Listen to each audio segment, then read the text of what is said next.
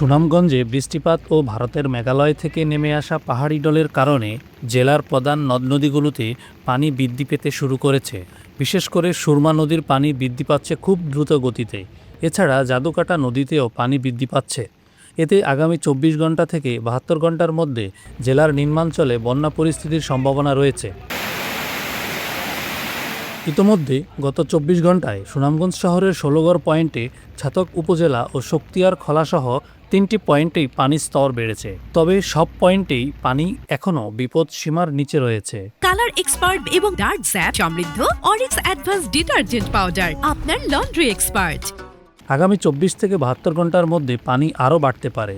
এ ধারা অব্যাহত থাকলে জেলার নিম্নাঞ্চলে বন্যা পরিস্থিতির সৃষ্টি হওয়ার আশঙ্কা রয়েছে বলে জানান সুনামগঞ্জ পানি উন্নয়ন বোর্ডের এই কর্মকর্তা। সুনামগঞ্জ জেলায় এবং তার তৎসংলগ্ন উজানে ভারতের মেঘালয় এলাকাসমূহে ভারী থেকে অতি ভারী বৃষ্টিপাত সংঘটিত হচ্ছে, যার কারণে পানি বৃদ্ধি পাচ্ছে এবং আগামী ২৪ থেকে ৭২ ঘন্টার মধ্যে পানি বিপদসীমা অতিক্রম করতে পারে এবং নিম্নাঞ্চল সমূহে স্বল্পমেয়াদী বন্যা পরিস্থিতির সৃষ্টি হতে পারে।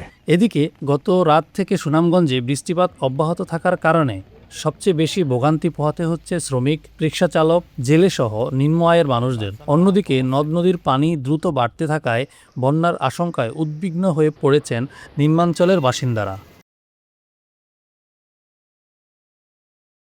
কালার এক্সপার্ট এবং ডার্ক জ্যাপ সমৃদ্ধ অরিক্স অ্যাডভান্স ডিটারজেন্ট পাউডার আপনার লন্ড্রি এক্সপার্ট।